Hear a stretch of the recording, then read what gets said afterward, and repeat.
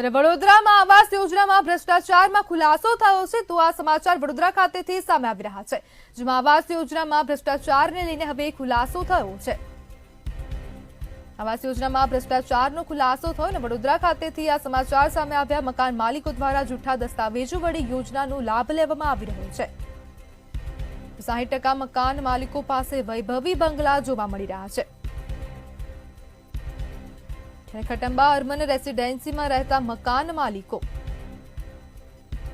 मतलब न्यूज ની ટીમે ભ્રષ્ટાચારનો પર્દાફાશ કર્યો છે।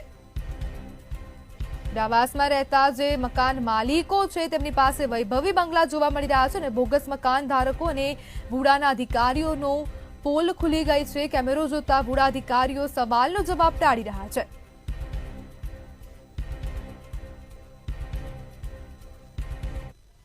વડોદરા શહેરમાં પ્રધાનમંત્રી આવાસ યોજનામાં મોટે પાયે કૌભાંડ થયા હોવાનું સામે આવ્યું છે।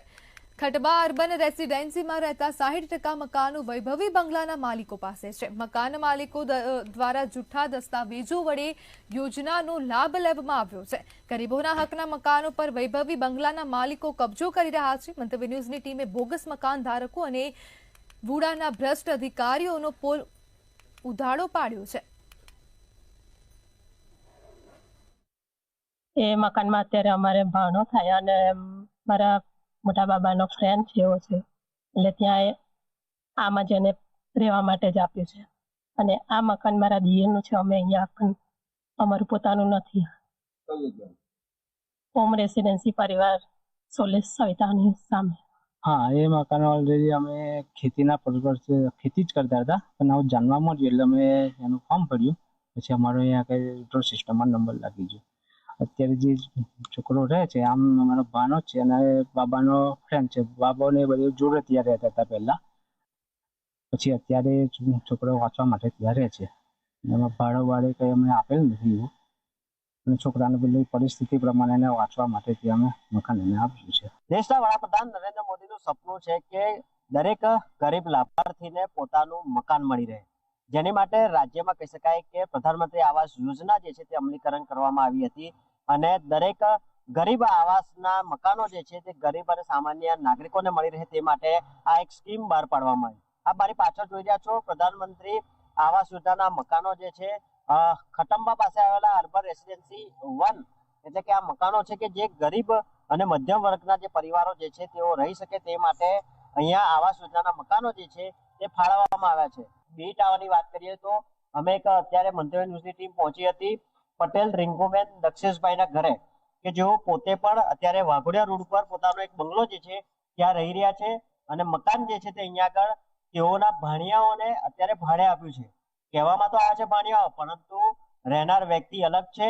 એટલે કે મંતવ્ય ન્યૂઝના રિયાલિટી ચેકમાં અનેક આવાસ યોજનાના મકાનો જે છે કે તેઓ ગરીબ લાભાર્થીને મળવા પાત્ર મકાનો અત્યારે બીજા મિલ માલિકો રહી રહ્યા છે અને ગરીબ લાભાર્થી જે છે તે અત્યારે રોડ પર જ રહી રહ્યો છે। મહત્વની વાત એ પણ છે કે જે પ્રકારે વુડા અને તંત્રની બેદરકારી જે છે તે સામે આવી છે, કારણ કે આવાસ યોજનાના મકાનો ગરીબ લાભાર્થીને નથી મળ્યા અને અનેક વધુ પોતાના નામે અથવા પોતાના પરિજનના નામે લીધેલા બબ્બે બંગલાઓના મકાનોમાં રહેતા પરિજનો જે છે તેઓને મળ્યા છે। એટલે કે ક્યાંક ને ક્યાંક મોટો ભ્રષ્ટાચારની આંચ જે છે તે ગરીબ આવાસ યોજનાની અંદર થતો હોય તેવું લાગી રહ્યું છે। એ કહેવત છે કે વુડાનો વહીવટ રૂડો હોય છે, પરંતુ અહીંયા તો રૂડો નહીં પરંતુ ગેરરીતિ હોય છે।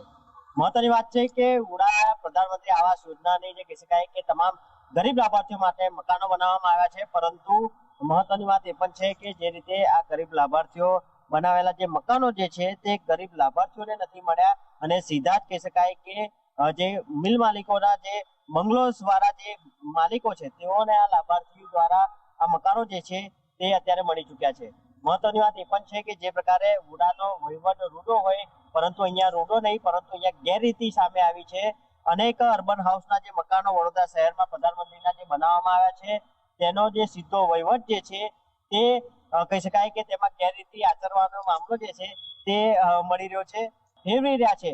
તો આ પણ એક સત્ય છે કે ક્યાંક ને ક્યાંક આ લાભાર્થીઓએ પોતે કરેલી ભૂલ જે છે તે અત્યારે સ્વીકારવા રાજી નથી। સાથે જ વાત કરીએ તો મંતવ્ય ન્યૂઝના કેમેરા સામે અનેક એવા લાભાર્થી પણ આવ્યા કે પોતાના નામ પર દુકાન અને મકાન પણ લીધેલી છે। એટલે કે વડોદરા શહેરમાં વુડા અને આવા લાભાર્થી લાભાર્થીઓ વચ્ચેની મોટી ગેરરીતિનો મામલો જે છે તે મંતવ્ય ન્યૂઝે પાર પાડ્યો છે. કેમેરામેન મિલિંદ મहिले સાથે